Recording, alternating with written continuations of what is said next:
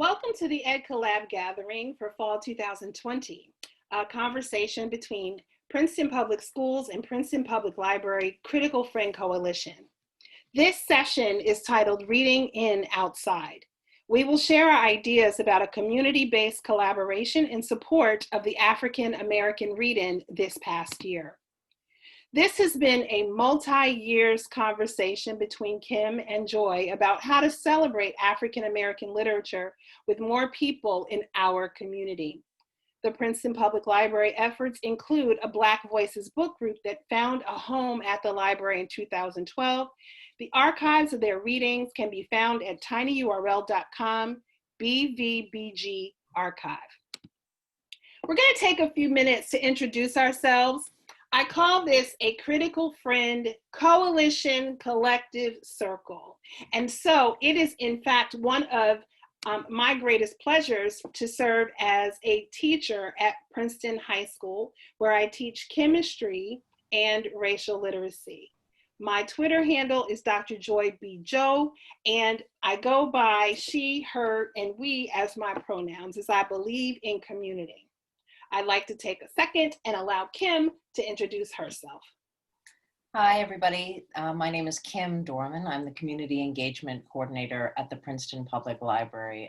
It's my dream job, and I'm so delighted, in part because I get to work with all of these wonderful people who you're about to meet. My pronouns are she, her, hers.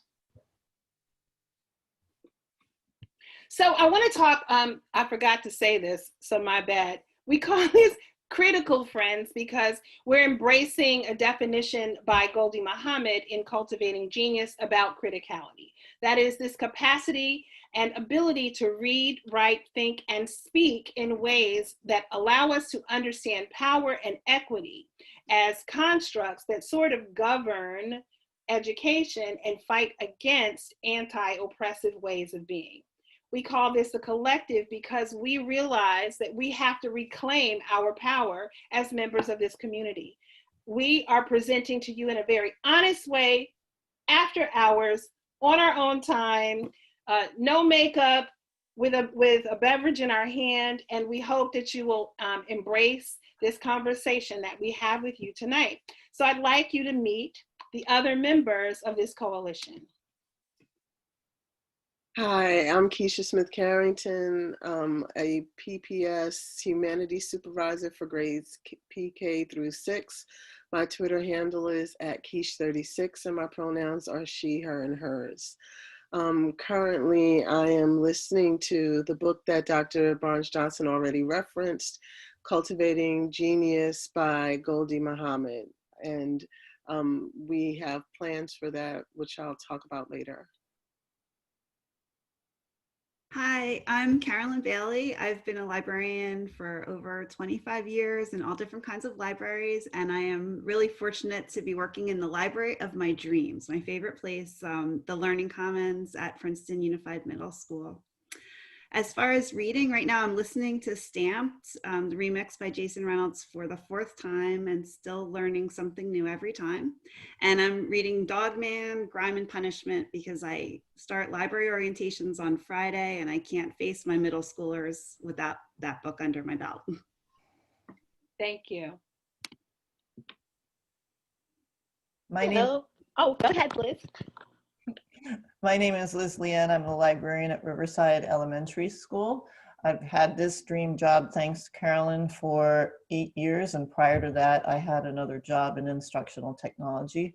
My personal pronouns are she and they. Currently, I'm reading Paulo Santiago and the River of Tears by Taylor K. Mija, and listening to A Song Below Water by Bethany C. Morrow. And hello, my name is Dawn Henderson, and I also have to thank Carolyn because when she went over to the Learning Commons, I came on at Johnson Park Elementary as an elementary librarian, and it is my favorite thing in the world to be a children's librarian. So I'm really happy to be here also tonight.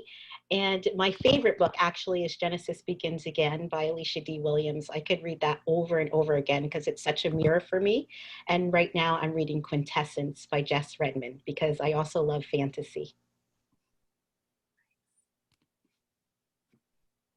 Hi, everybody. My name is Anna Achampong, and I'm a second grade teacher at Riverside Elementary School. And my pronouns are she, her, and hers. Right now, I'm currently reading Akata Witch by Nnedi Okorafor. And my all-time favorite is Song of Solomon by Toni Morrison. I read that book in high school, and it resonated so much with me of just, elevating your mind and getting to that place of freedom that we all so long for. Being a teacher has been my dream since I was 10, and I'm just so happy to be here and at this table and part of this conversation. So thank you for having me. So it is also my pleasure to have allies in our community and to introduce you to some of our allies who are displayed here. There's Jack Bafke, who is a high school English educator, Stephanie Greenberg, who is the 7 through 12 humanities supervisor, Matt Pimbleton, who is a hip hop pedagogue and art teacher at the high school, Geeta Varadarajan, who is a second grade teacher, and to Jen Bigioni, who is the Princeton High School librarian as well. Together, all of us, whether we look at this smaller collective, broadened circle of friends, we've all tried to celebrate what Black literature is, and we had to sort of work together in order to get the African American read-in to actually work this past year. Got to work together. Yes. So we will spend the next couple of slides actually unpacking some of what we discovered as we began the process of planning and executing the African American read-in. So as part of this collective, I asked them, well, we have to all get to the table. And so I asked them, how do we get to the table? And so I'd like to talk for a moment just about this framework that I'm calling the identity and interest framework. I think it is the thing that allows anyone to sort of find a reason to commit to a project like this outside of their school day. And so in thinking about why we, this collective, wanted to do this, it's important to look at our individual identities, how we see ourselves, how we see other people interpreting who we present as, and then taking the interest to sort of have a very clearly defined, clearly understood identity, put it out for the world, and then sort of create these mirrors that would allow children to see themselves, our community members to celebrate our voices and our works. And so what you see here is a wonderful example of the words and ideas that we, this collective, sort of curated to describe who we are. And so moving from this, it's important to think about where we started. Kim? I mean, we started in collaboration, but we started in literature and a love of literature. And I'm very pleased to be the liaison to the Black Voices book group that found a home at the Princeton Public Library in 2012 that's currently led by Denise Leslie and was previously led by Barbara Fly. And so as Denise and Barbara got a chance to sit down and talk to me about why the Black Voices book group remains so relevant for today, I want to be clear that Black Voices and Black authorship, own voices stories, is the reason why anyone should want to create a read-in for their school or their community. The African American Read-In is an initiative of the National Council of Teachers of English, and I first came to this probably about 20 years ago at the beginning of my career as an educator, where we would do programs in schools and in churches. And so it's inspired by this need to have everyone in a community see themselves and experience others through windows, mirrors, sliding glass doors, which again fits within this sort of where I was at that time. But the history is being presented as curtains, masks, or cloaks that I also understand this to be were vitally important. So we're inspired by Disrupt Text. We're inspired by the squad goals of 31 days IBPOC. And so it's with that that we came to this idea that we could present at this collaborative. So planning for the African American Read-In in 2020 actually began in 2019 in earnest. Kim and I were like, okay, we got to make this happen. And so we started figuring out who we needed to come to the table with us. And so, you know, we certainly had some successes. First of all, to have this event at the Princeton Public Library was wonderful. And then to carry that over to the school was a beautiful thing. You know, there was collaboration between all our elementary schools, within departments, you know, and our colleagues were really, you know, curious about what we were doing and why we were doing it. There was, you know, interest in making this bigger. And, you know, there was a commitment of resources for equity programs dependent on, you know, our in-house expertise. But, you know, there's a little caveat there, well, maybe a big one, for, you know, the curiosity peaked among colleagues, because let's face it, if we're going to be really honest, curiosity is not enough. For example, in my school, we did a whole school read of Jerry Craft's The New Kid, which is the first graphic novel that won the Newbery Award. And so this was wonderful. Teachers were talking about it, has so much in it, thinking about code switching and, you know, bias and so many wonderful things. And we had awesome discussions about it. However, it's like, then where do we go from there? And so, you know, it's one of those, you're always, always, always searching for a way to make what you do have a positive impact and to be relevant, not just to have, oh, a cutesy professional development day or a workshop. So as Don said, you know, there is no success without some failures, and we have a nice acronym here of resistance, ambition, curriculum, and erasure, as all places where failures can happen. So resistance can not only mean, you know, the passive, just stop there and let's not look further, but sometimes resistance can mean, in the case of when I did an African-American read-in in 2019 with staff and pulled some books, is that there was some disengagement and not really taking the activities I was doing seriously. For ambition, for 2020, I had the fantastic idea of doing a scavenger hunt to go along with the Parker inheritance and to look at some key points in our community that around African American history. I still haven't pulled that off. Curriculum, the racial literacy course at the high school is fantastic, but it needs to begin much younger than that. And hopefully we'll have some success with that. And erasure, you know, who are we not including at the table and what impact does that have?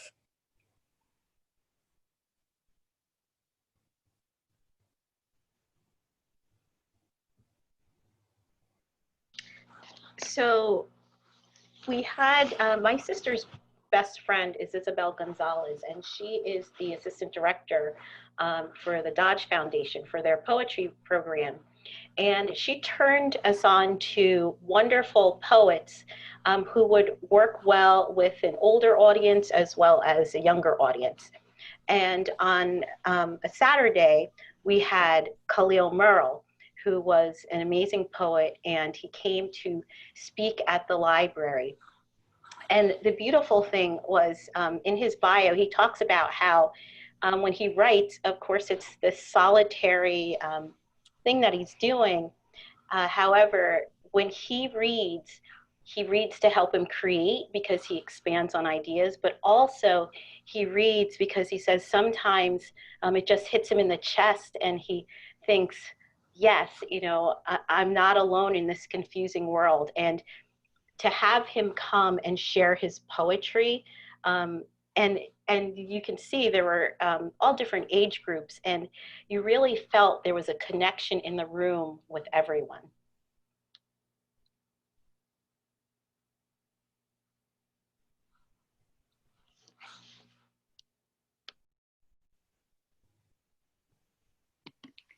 So in the community room, we also invited students from the high school and other community members. One of our most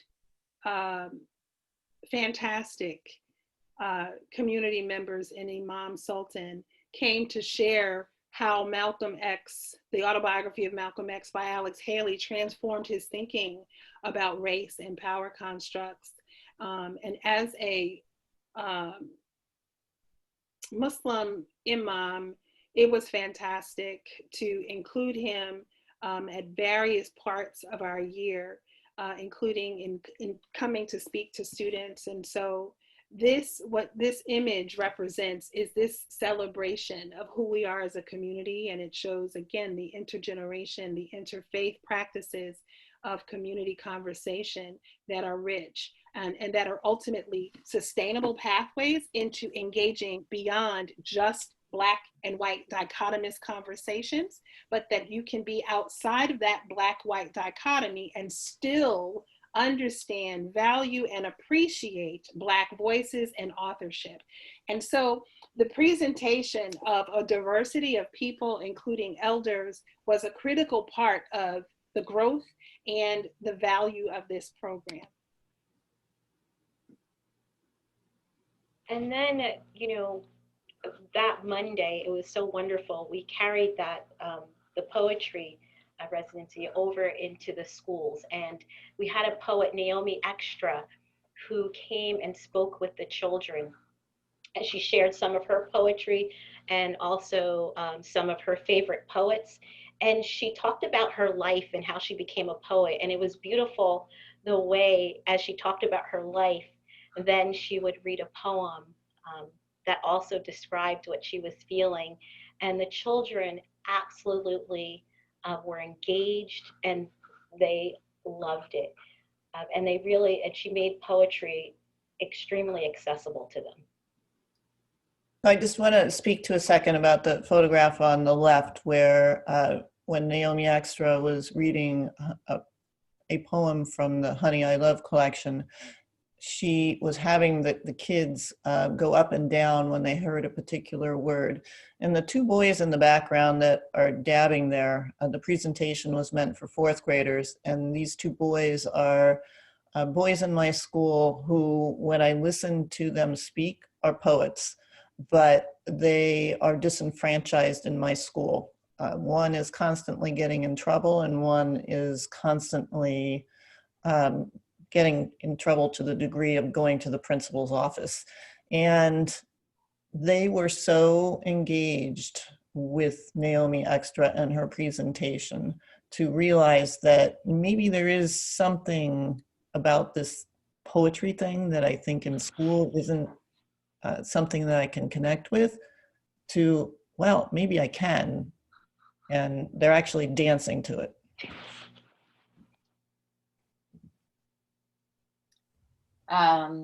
There are so many ways that you can celebrate the Black literature and Black writing. We have a wonderful wall in our library on the third floor where we normally celebrate, you know, different schools' art projects. But for the month of leading up to February, from January through February, we covered the wall in authors and books covers. As you can see, this is in the next two slides. And we switched them out every 2 weeks so that we could really get a hold of the collection and the breadth and depth of authorship. So we also, in the elementary schools, had a one school read. We chose, and the district purchased for us, one of our successes, the book Be a King, so that multiple classes could be reading this at one time. In my school, we also pulled off a whole school assembly where I had the kids, a group of 8 of them, actually perform the book while I turn the pages for the rest of the school. And after that, we springboarded it into a second month because of the support of my principal wanting to also bring in a whole school assembly more frequently, which allowed me to bring in another colleague who brought the action to the reading. And so one way that we extended that one school read was having another morning meeting. And through that, the process of the morning meeting, it constituted a greeting. So we did a different languages greeting. And then for our share, that's where we brought and tied in Be a King.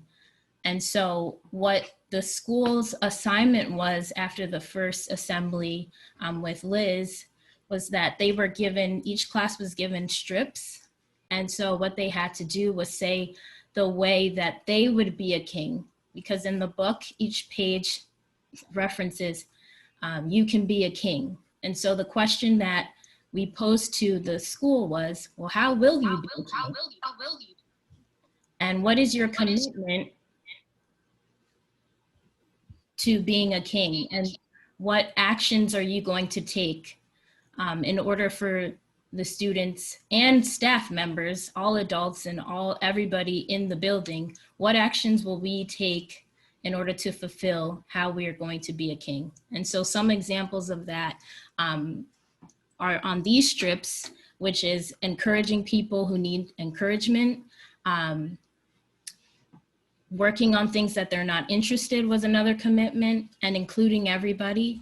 And so my students picked out these top 10 strips that they felt were the most unique, because we really wanted to move away from the typical commitment that we hear, like, I'll be nice, or things that were general. We really wanted the kids to dig deeper and staff members to dig deeper, because I had a firm believement, and I firmly believe that it starts with the adults, and because we model our actions for our students. And so we have to take on these commitments in order for us to truly see the change that we want in our students.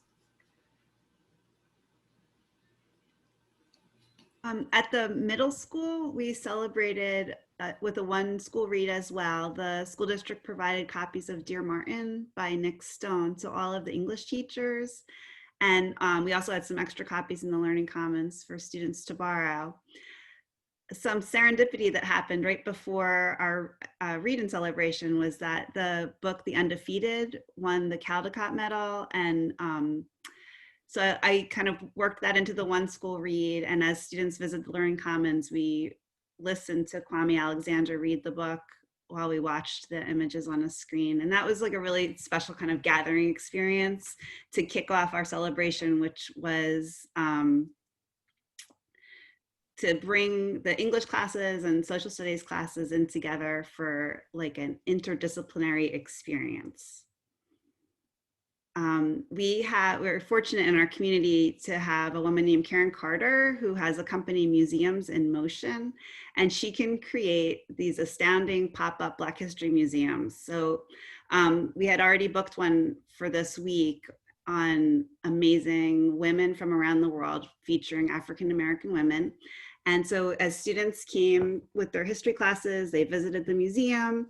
And then in another room in the Learning Commons, we had a book tasting, which was kind of like different table displays on different themes featuring books by African-American authors. This was the first time that I had celebrated the African-American read-in, and I really appreciated the focus on own voices. And I think moving forward, I would love to have students more involved in picking themes for the tables and maybe sharing books that they have read and enjoyed. And, you know, overall, the day and the experience was just powerful. The kickoff for us was actually held in the Princeton Public Library's community room. And as was mentioned earlier, poet Khalil Morel was there with us. And then we had this powerful group of people who Dr. Barnes Johnson selected to share their favorite book. And the experience of doing that was just really one that I think was made even more powerful because it was intergenerational. And so we had as young as a high school student and then as old as a senior citizen. And each person came and shared a book that really resonated with them. And in one instance, our high school student actually shared Paul Laurence Dunbar's We Wear the Mask, and the positionality of that text against the actual experience of the African American read-in just makes it even more powerful, because you're thinking of, you know, why the actual event came to be and how the event gives ownership, as Carolyn referenced, to the many authors and the many texts that have been written but often unsung. And so the day was just a really warm experience of hearing people speak about how different texts impacted them and gave them new ways of thinking about themselves if they identified as Black, and of thinking about Black people if they did not. And that was for sure one of the best parts of our day too. And Kim, as a community outreach coordinator, she was responsible for drawing in folks that not even I knew. And so it remains one of the more fantastic parts of, and I'm sorry for saying fantastic, but it really was. It's one of those things that I'm just like, I don't have the vocabulary to really explain all that we were doing. And so these are the titles that were shared during that experience. And as you can see, all but one are actually authored by Black authors. And that one, actually one of our seniors who shared expressed the impact the book had, because Sundown Towns, which is the name of that text, may not have been written by a Black author, but it is definitely telling a history that too few Black people experienced and too few people know about. And so the impact of that on our person who shared that text was really palpable for many of us who were in the audience that day. And so building on that, at the high school, we chose to do a one read around Why We Can't Wait, borrowing in large part from the precedent in the example that Val Brown and Clear the Air had given us when they looked at where do we go from here? And so taking it all together, we looked at Why We Can't Wait. And so at the high school, we did blackout poems. And so the picture here on the left is from that text on page 158, and it says, you know, this nation had the right to say that a white man is an immovable object. They are a curse in the field of turmoil and complexities. And so those are the highlighted terms that appear here. When you look at this page, it says, for so many years, could tear a man away from a powerful sense of determination. Is it immoral to be free, to propel the nation as a whole? And as you can see in this image, the ideas that are sort of projected there, see a falling body, an eye peering through a gate, through a hole, and take all of this. It's not lost on me that these poems were created on February 5th, 2020, that's the official end date of the impeachment trial of Donald J. Trump. And the students who prepared these blackout poems were largely non-Black students. And they were reacting, I think, to the moment, but also to the text.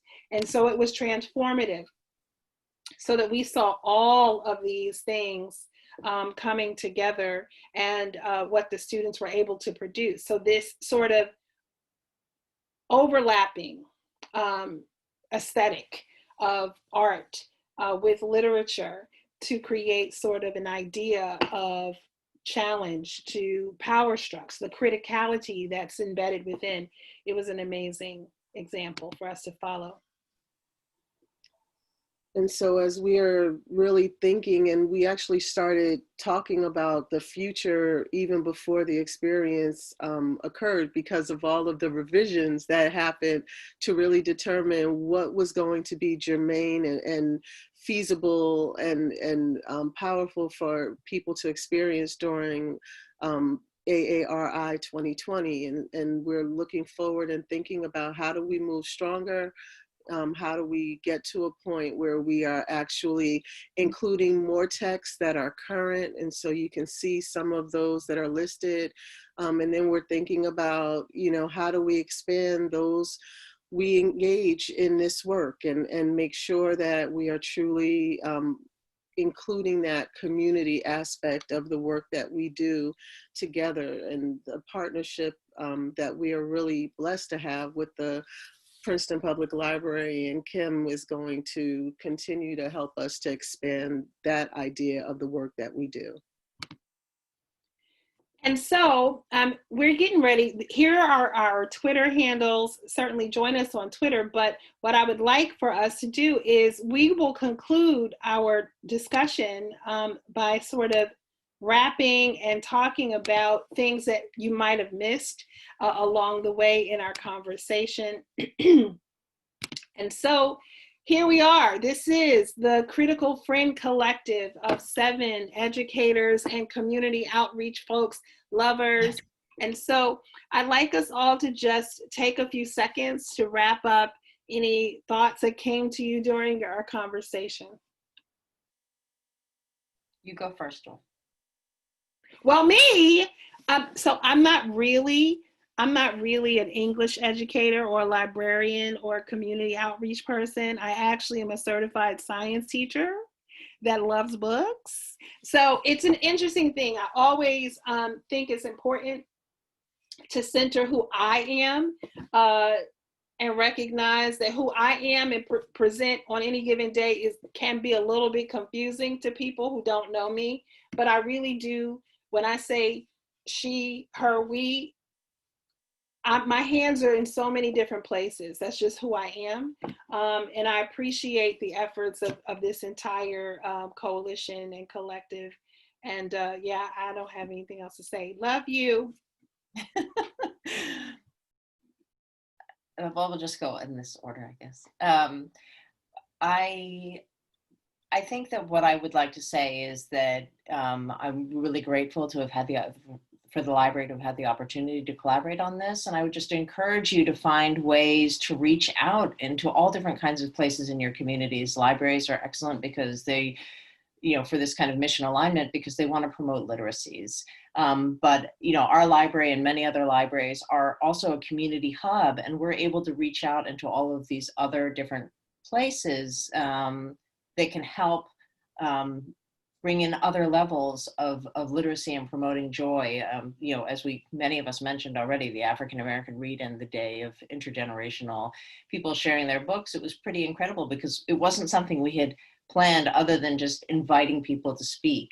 And people were thrilled to take part of it. We didn't know what they were going to say. And it was really amazing to kind of hear people talk about books that they read in like the 1970s and how it totally changed their life. So I would encourage you to explore, be prepared to have a million ideas at the start that will probably come down to like 1 or 2 doable things or 5, and just, create the space for possibility. Enjoy. Yeah, I'm actually going to jump in and just talk about that role of being a district level person and the benefit that it gives me. I have the privilege of supporting 3 of the library media specialists who are with us tonight, and that is one of the greatest joys of my work, to be able to have folks who actually understand the power of the Library Media Center in the school, the role that it plays in not only impacting and empowering student voices and providing students with access to text that they may not have experienced had they not had that experience, but also in thinking about the collaboration that can happen across schools just through that powerful role that too few districts have decided is not a place to invest funds. And so to be in a place where that role is valued and is cherished, and then to have people who are experts in their craft who engage in meaningful ways and are seeking to be anti-racist educators and to open doors for those true, as Dr. I was about to reverse her name, and so I'm not even going to say it. Somebody help me. Sims Bishops. Okay. But as she says, you know, windows, mirrors, and sliding glass doors, that's what we have in our schools. And a large part of that work is due to these folks. And so to have them have this opportunity to bring in the African-American read-in into buildings from the public library is just a powerful opportunity for our children. And it impacts every child in each of those buildings. And so I definitely think the role of being able to navigate resources and being able to have some community outreach through the partnership with the public library, all of those are definitely places that you want to delve into, because too often we keep things in public schools within the four walls of classrooms and, if possible, within the walls of the building. But really and truly, if we're impacting our children to live literate lives, then we have to reach beyond and we have to connect and collaborate with others. So I encourage you to do this work. I would just want to say I loved working with this group. I found it really inspiring, and I enjoyed creating with my teachers this experience for our students. But I think moving forward, I'm like really interested in like bringing the student voices. I think about like the public library day, when the intergenerational stories, how amazing it would be to have our students have a platform like that to share what they're reading with each other. So it was like the greatest beginning for me. And I think that the African-American read-in and libraries really goes together well. It's a great way to program. It lasted the month and it never got tired. The stacks of books that the kids checked out were amazing. One of the exhibits in the history part was the Vanessa Williams, like a replica of her dress.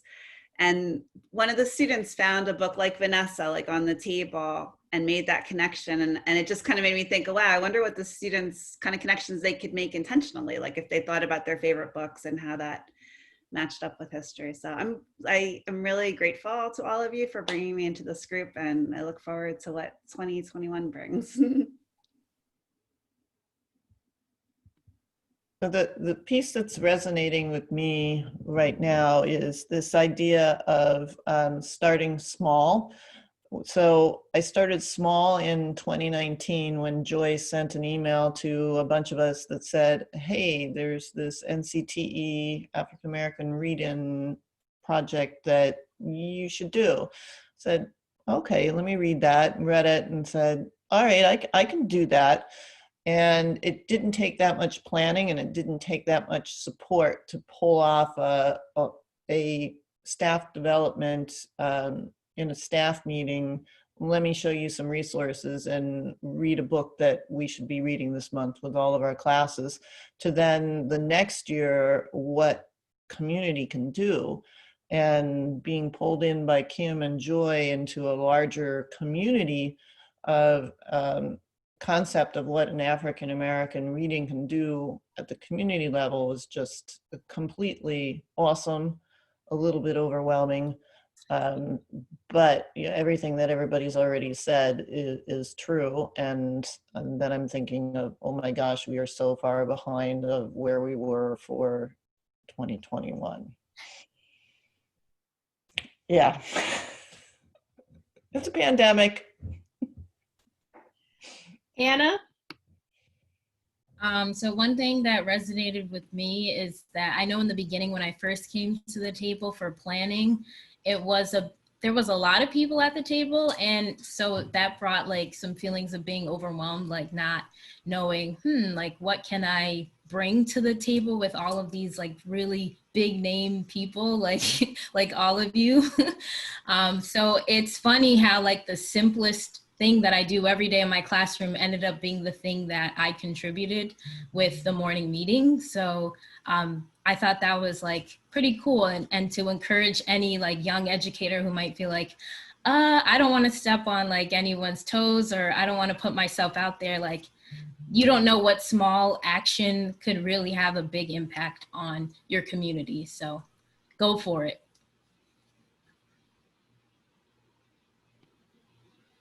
And, you know, I really loved working with all of you. And this world is filled with, sometimes it feels like so much hatred right now. And when I work with all of you, I know that that's not everywhere. And there are people in your community that you can find who are like-minded and who really want to stand in love and a commitment to use literature as this, you know, this magical vehicle to bring people together. And that read-in at the public library was so powerful. And all these different kinds of people coming up and talking about what book was so important to them. And then having students that we know walking around the library and seeing us there, just the fact that on a Saturday, you know, your school librarian, yes, I'm telling you, I really do love reading. You know, there are these authors that I'm passionate about, these books, and it's a whole community. It's not something that just happens in our school. It's something that's happening everywhere. And just for them to see us there, I think made a big statement, and so many people came to that and left changed and thinking about, you know, how can, oh, that book sounded wonderful. Maybe I need to read that.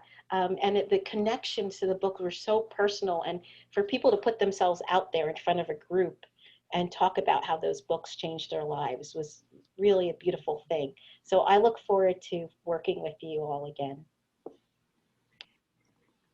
Yeah, I think, you know, I will, again, I love collectives because I think we all win when we all win. And so I am so grateful to Kim and to Keisha and Anna and Carolyn and Liz and Dawn. You all rock with me regardless of my, however random my requests are.